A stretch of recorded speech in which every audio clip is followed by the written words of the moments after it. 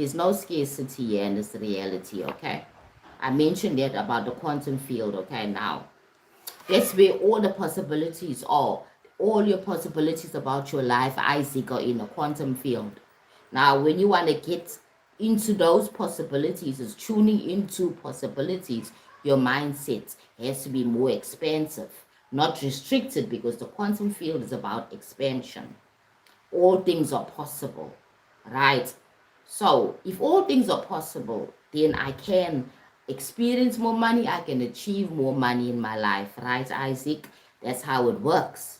Now, it takes a change of perception, a change of mindset for you to tap more into money. And remember that it will come to you in opportunities and circumstances. It's going to bring more money into your reality. That's how it's going to happen, right? So your mind is the receiver of ideas, not only the thinker. Okay, so think of your mind like a tuner. You're tuning in. Scarcity mindset, I mentioned it earlier, and it's all about the fear, limitations, the not having, the feeling of not being enough. The abundance mindset is all about you notice ideas and possibilities and connections and opportunities as well, right? You become delusional, as I say. You understand? You have to become delusional because you're going to see things that your sister, your cousins, your neighbors don't see. You become delusional. I see myself as this big business person. I see myself of traveling around the world. I see myself sitting in this office and managing people. Whatever your dream is, whatever your delusion is. Because remember, it hasn't manifested yet. It's not real yet. But you are feeding into it. You're tapping into it. Right? That's what I mean by be delusional. Now, this aligns the observer effect. What you focus on influences and becomes real to you. Okay, now you're focusing on driving this expensive vehicle, beautiful vehicle that you love, right? That's what you're tapping into. That becomes your reality. The more you tap into it, you get ideas on how to get it. What can I do to get it? And remember that God is not judgmental. Humans are. The Christian religion speaks about judgment.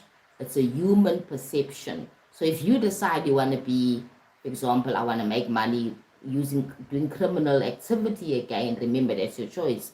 Now you're tapping into something that you feel, I will use this means to get this money.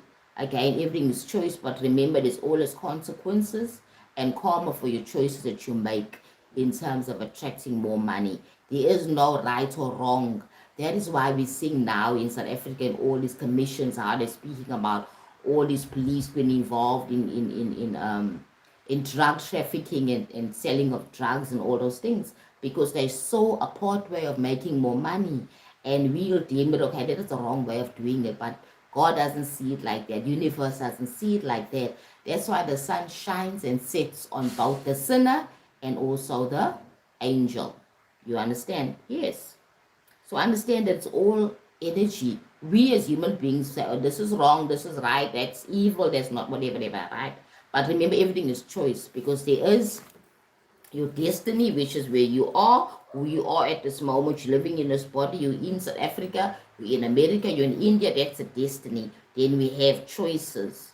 Now, what can I do with my life now? What choice I'm going to make my life better?